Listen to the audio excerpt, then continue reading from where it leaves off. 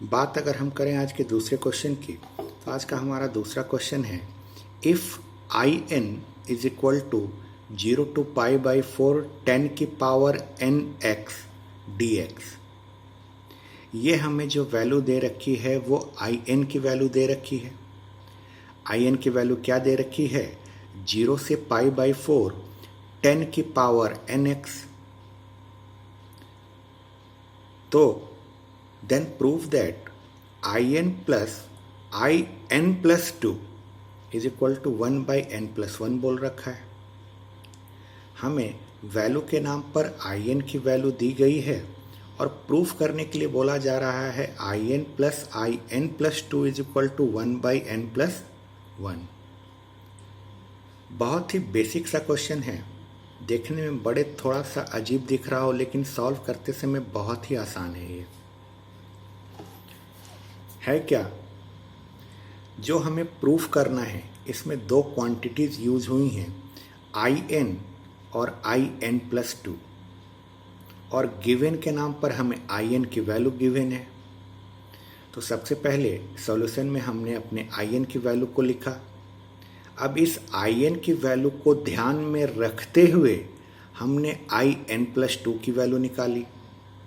in+2 की value निकालने के लिए और कुछ नहीं करना है, जहाँ जहाँ n आया है वहाँ वहाँ हमें n+2 पुट कर देना है। तो n देखिए, एक बार यहाँ आया है और एक बार यहाँ आया है, इन दोनों जगहों पर हमने n+2 पुट कर देना है। तो ये कुछ ऐसा नज़र आएगा, in+2 इज इक्वल टू 0 से π/4 10 की पावर n+2 x dx। ये x 10 के साथ ही है, ये अलग नहीं है। हम लोग पढ़ते हैं ना 10² x 10³ x, वैसे ही ये n+2 इसकी पावर में है। थोड़ा n+2 लंबा हो गया इसलिए आपको ये x थोड़ा अलग दिख रहा होगा, लेकिन ये x एक्चुअल में 10 के साथ ही है, इसे अलग ना समझें। हमने in और in+2 दोनों की वैल्यू निकाल ली। अब जो हमें प्रूफ करना है, इसमें दोनों का सम लिया हुआ है, तो हमने इन दोनों का सम लिया। in जो था अपने आप में 0 से π/4 10 की पावर nx dx था, और in+2 अपने आप में 0 से π/4 10 की पावर n+2 x dx है।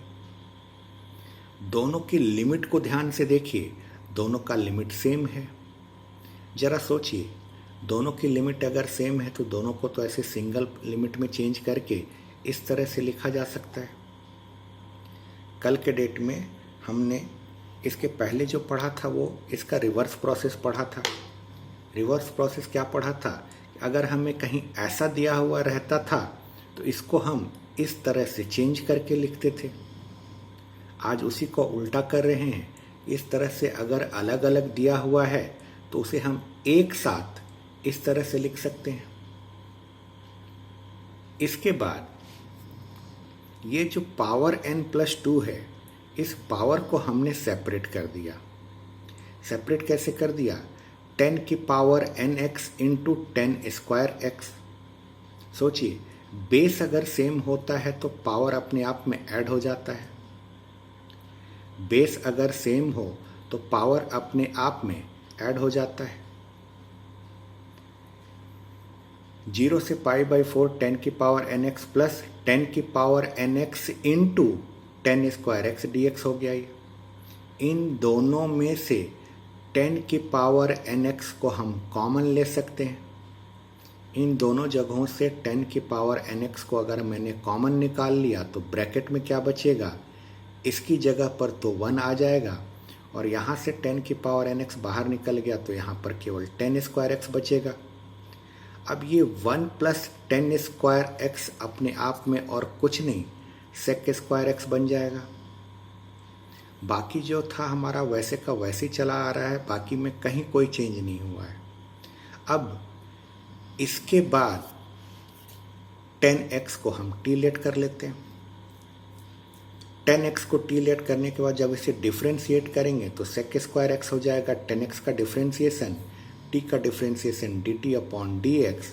dx को अगर हम इधर शिफ्ट करेंगे तो sec² x dx is equal to dt नज़र आएगा। बात अब लिमिट चेंज करने की कर लेते हैं। x को जब x की जगह जब 0 पुट करेंगे, तो इसको तो हमने लेट किया है, तो इस x की जगह हमने 0 पुट किया। tan 0 की वैल्यू 0 होती है, तो जब x इज इक्वल टू 0 है तब t इज इक्वल टू भी 0 आया। और x इज इक्वल टू जब π/4 है, तो यहाँ x की जगह π/4 रखेंगे, तो 10 π/4 इज इक्वल टू t, मतलब t की वैल्यू 1 आ गई। लिमिट भी हमने चेंज कर लिया। लिमिट को हमने जब चेंज कर दिया, हमने देखिए 10x को t लेट करा था, तो यहाँ पर 10 की पावर nx है, तो ये हमारा t की पावर n बन जाएगा। और ये sec स्क्वायर x और dx जो है ये हमारा dt में चेंज हो गया। अब t की पावर n का इंटीग्रेशन t की पावर n+1 अपॉन n+1 है। लिमिट हमारा 1 से 0 है। अब लिमिट को पुट करना है, तो ये लिमिट जो है t की जगह पर पुट की जाएगी। t की जगह पर पहले 1 रखना है और फिर t की जगह पर 0 पुट करना है। 1 की पावर में आप कुछ भी करें वो रहेगा तो 1 ही, और 0 के पावर में कुछ भी कर दें तो रहेगा 0।